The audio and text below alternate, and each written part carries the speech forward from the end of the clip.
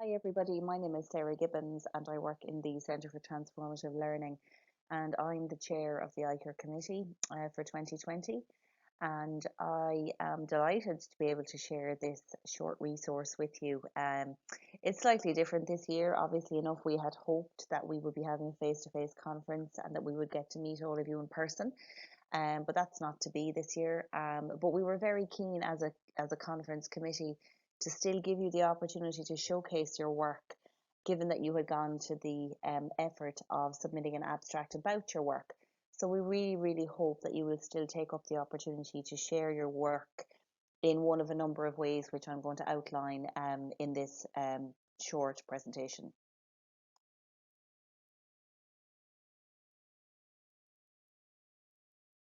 This preparatory session will address a couple of things.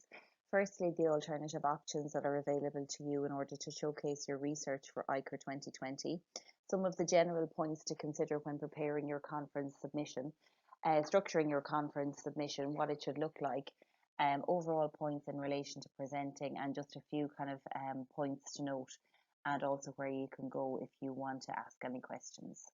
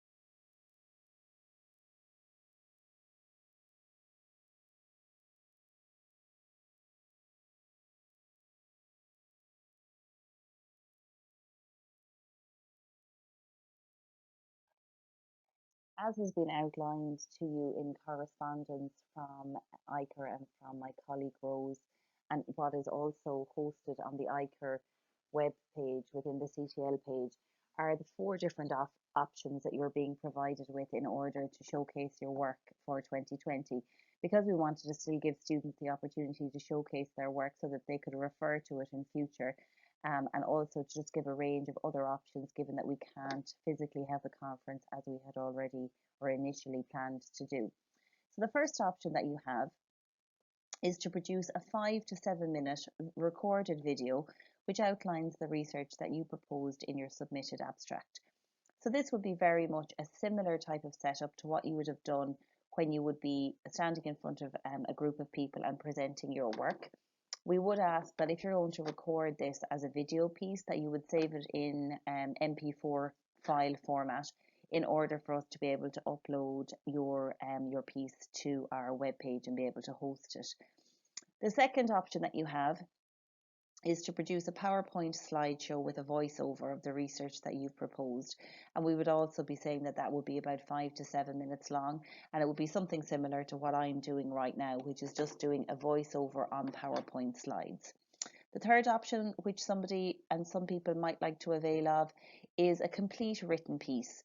So you could opt, instead of the 5 to 7 minute recording that you might provide, you could also, or as an alternative, you could extend your abstract into an extended written piece, which would be 1,000 words, and it would summarize your research and what you would have presented at AICUR 2020. And then lastly, which some people had opted for anyway, was to produce a poster that would represent the research that you've undertaken at undergraduate level. You could use PowerPoint for both of the recording options that are being given to you to submit your conference submission for 2020. So we've asked for either a video submission or an audio submission, also using slides. And PowerPoint provides a function for both of those options. So you could in fact use PowerPoint for either of those options depending on what you choose. If it's a case that you want to choose the visual recording, which I suppose is more personalized and is something a little bit more like the presentation that you would have had physically happen at the AICUR conference this year, you can do that within PowerPoint by going to the slideshow option on the top toolbar and then clicking record slideshow. What you do there is you select the red button to record, and this will provide a small visual recording as well as an audio recording on the slides that you are presenting. So you'll be able to see a little insert of yourself on that particular recording, and you'll also be able to see the slides. So play around with it and maybe do a practice run or two with it to see how you feel about it and whether or not that's a way that you would like to record. That I think is probably the most personalized version that you can provide back to us. Then the second option, which is available to you, is again within PowerPoint. And if you go again on the top toolbar to the insert option and you go over to the right hand side of there, you'll get an option which is called media. Then you select audio and record audio. This will provide audio to any of the slides that you have in the outline mode, which is what I'm doing here at the moment. So that is also another option for you to be able to avail of in order to put a voice over and to personalize your particular conference contribution this year. So there's a few key points that we would like you to consider when you are preparing your contribution for the AICUR conference this year. And these, I suppose, 5 points are points that hold up irrespective of the medium that you're going to provide your research in. So, well, I suppose the first point, primarily for the first two options that I have given people, which is the idea of either the video recording or the PowerPoint audio recording, what's your time allocation? So when you're bringing your audience through your research, there's a method to how you do that. And also your messaging needs to be very succinct and your time allocation needs to follow a particular path, and you need to keep within that 5 to 7 minute allocation. The second point that's there is in relation to key messages. So there are key messages that come through in your research, and I would encourage you to decide what you feel are the most important and the most valuable messages for you to share with your audience in order for them to truly understand the research that you undertook and the findings that you arrived at. The third point then, again in relation to whatever medium you choose, is that you need to be very aware of your audience, and you need to be very aware that if you've got very specialized or technical language or language that is associated with the discipline that you're in, you need to have that language or terminology in a format and in a way that a non-specialist audience will similarly be able to understand what it is that you're talking about. The fourth point then, again, probably refers more to the first two options that people have in relation to presenting, which is about your timing, and it's about avoiding rushing through whatever it is that you have and whatever it is that whatever points you're making. And then lastly, less is more. So when you're putting your slides together, if you're doing a presentation, when you're writing a piece, if you choose to write, or if you're putting a poster together, less is more. So you're looking for clarity, you're looking for key points, you're looking for, I suppose, catchy graphics, and that might also explain some of the information that you're trying to get across.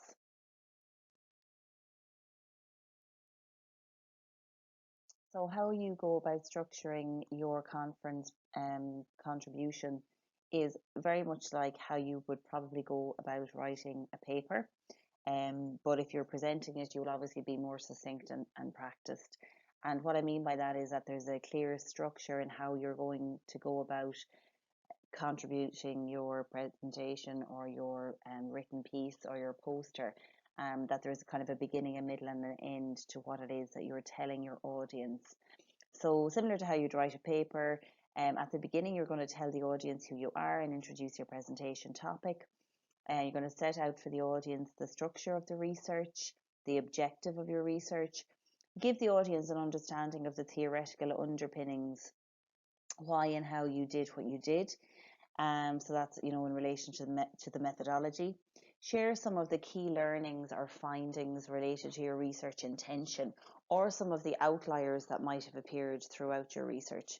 So, and you finish in a place where you talk about a summary or a conclusion, and some of you might even have recommendations in relation to your work as well. So here is an example of how the structure of your PowerPoint slides might go. You'll have a title slide where you introduce your research question or your research topic or your research title. You'd put your own name on it and what your background is, so what program that you've studied at undergraduate level. Then your next slide will map out kind of the introduction or giving us the rationale around your research topic or your research question. And then you might have two slides which give us insight into how you approached your research and some of the key findings that you came upon in your research. And then your last slide would be a conclusion slide or a recommendation slide or potentially a further research slide. For those of you who have decided to present your work, be confident. This is your work, so be confident when you're presenting it. And like the graphic in the slide there, you might be the pussycat, but feel like the lion, feel like you're in control. Avoid reading from slides that you have if you're recording yourself. I suppose be as natural as you can when you're engaging with your audience. Even though you mightn't be looking at the white of their eyes, you do have an audience that will look at your work and engage with the audience as best you can. Now that's really, for you, it's going to be in an interactive way. Deliver your content in a slow and clear manner and avoid large chunks of text on your slides. Keep the text quite succinct and, as I said previously, maybe some nice visuals where you can include them. Before you submit your final conference contribution, just do a final check for a couple of things. So final check for spelling, a final check for your grammar and for your academic references. If you're timing it, if you're doing a presentation, check your timing is correct. Practice out loud and get somebody to give you feedback on your work in order to make sure that it's clear. Anticipate questions ordinarily would be something that I would include here, but you're probably not going to have to worry about that. But do in your time avoid excessive animations or video clips. Like something that's 10 or 20 seconds is totally fine, but really avoid anything in a short presentation that's any more than about 30 seconds. Some common issues that come up, do remember to put your name and the title of your presentation on the title slide or on the first slide of your presentation, so we know who you are and what the name of your research is. Keep the text on the slides minimal. So really what that means is you don't need a huge amount of text and you don't need a huge amount of slides, because what you're aiming to do is for you to tell the story and you to fill in the story. So the text that's there and the slides that are there, they're really only a prop for you, because you are telling the story and they're just kind of prompting some of the key words or some of the key thoughts that go with that particular work. Avoid reading from the screen or reading from cards if you can at all. Do some practicing so that you can be fairly free flowing with your work. And remember that it's only a draft if somebody else doesn't see it, read it, or hear it. So by all means, before you finally submit your piece, have somebody that you know run their eye over it and make sure that they understand the points that you were trying to make. For any questions that you have or any clarity that you would like to seek, by all means, feel free to contact either myself or Rose, and we'll do our best to answer any of your queries. So really looking forward to seeing the quality of the conference contributions that come through, because definitely from going through the abstracts, they were absolutely excellent and really, really good quality work. So I'm really looking forward to seeing you make the most of that. Thanks.